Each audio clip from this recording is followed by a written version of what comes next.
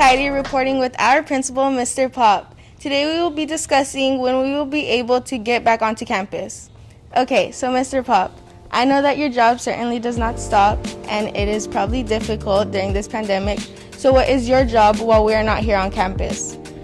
You know, Heidi, first of all, I just want to say thank you so much for being here and interviewing me today and having a chance to talk about things that are coming up for our school.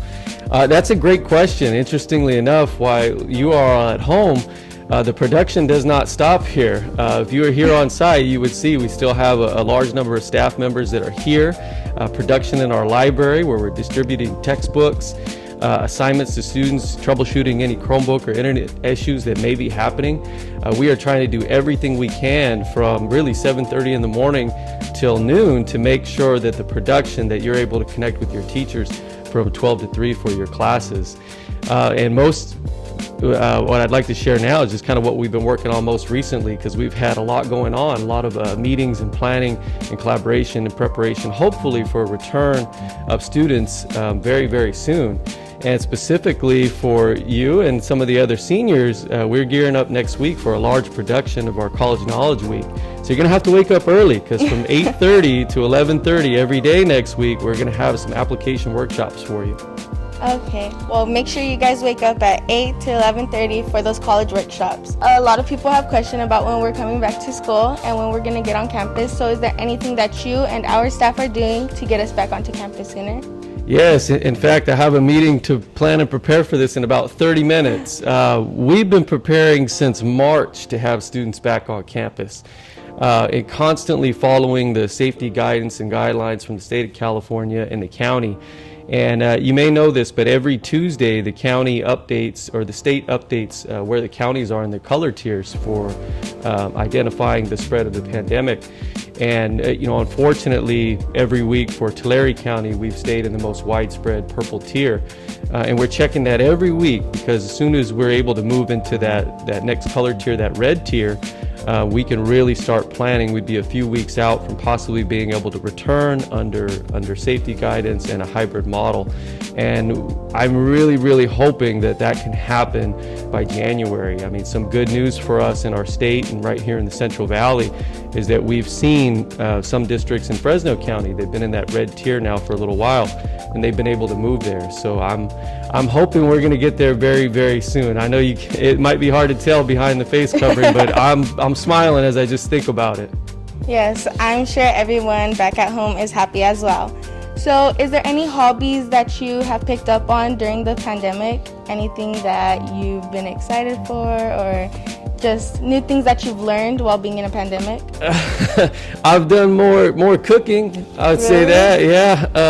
Not hobbies so much per se. I mean, I've still been here working every single day. I haven't been at home, strangely enough. While most people have been at home, and you've been doing your online learning and we've been doing online teaching. Yeah. I've been here. I've been here prepping and trying to make sure that we're ready. So when it is safe to return, we can do that for everybody. But I've done a little bit more cooking, a little bit more eating. I probably need to do a little more exercising. I think we all can say that. Thank you for all of this information. It was certainly helpful to me and to all the viewers at home. So thank you so much. My pleasure. Thank you. What's up, Emperors? David Arias here, interviewing Mr. Freitas, the athletics director. Mr. Freitas, for the first question, how is the transportation gonna work with the sports and everything, and the away games and stuff like that? That's a great question, David. As of now, we know if things were to stay the way they are, transportation would be limited. We would most likely have only 14 student athletes per bus, which would cause a little extra work on everybody. But we're remaining hopeful that we'll be able to have contests and make do. Dang. That's going to be a little hard.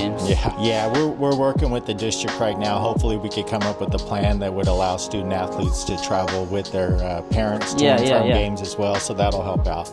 So we're exploring different options. Yeah.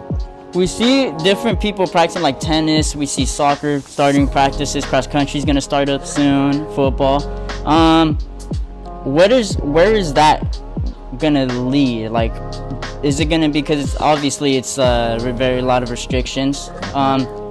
When do you see like regular practices happening?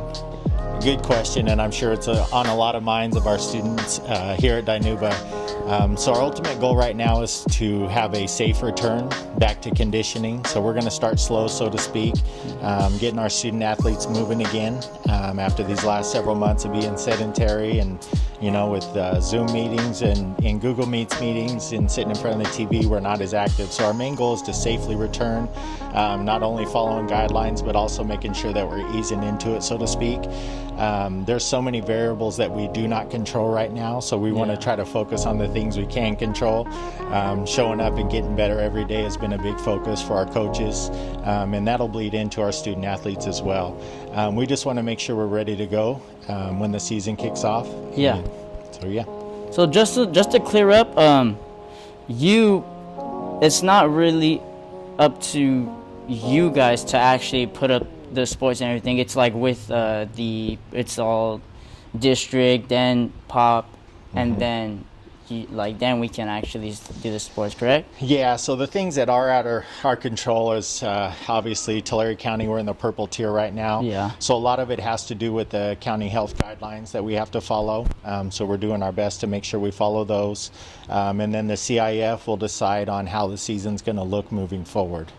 Just for the last question, Mr. Freitas, when we see the games for like our first football game, people they're gonna want to come watch it. Are they gonna be able to come in the stands and cheer on the team? That's another great question that's on a lot of people's minds. We're hopeful that we're going to be able to have fans as well. There's definitely plans in place that we could safely do it to make sure that we're maintaining guidelines and families are grouped together. So, what's a Friday night in Dinuba without the crowd, right? We need to have that green mile and everything else. So most definitely. Our plan is first and foremost that we want to have a season. And then if we do, what that would look like for our community and our fans. So we have a plan in place to make sure we could follow guidelines and utilize every square inch of that stadium to get people here. Thank you, Mr. Freitas. Thank you for having me. I appreciate it. No problem. Hey Amps, it's me Dominic Alcantara, and this Saturday the 31st is Halloween, so we thought we would talk about how our community is celebrating this special day. Although we cannot trick-or-treat this year, our friends, family, and neighbors are still in the spirit to decorate and give back to the community. Here are some clips of our favorite houses.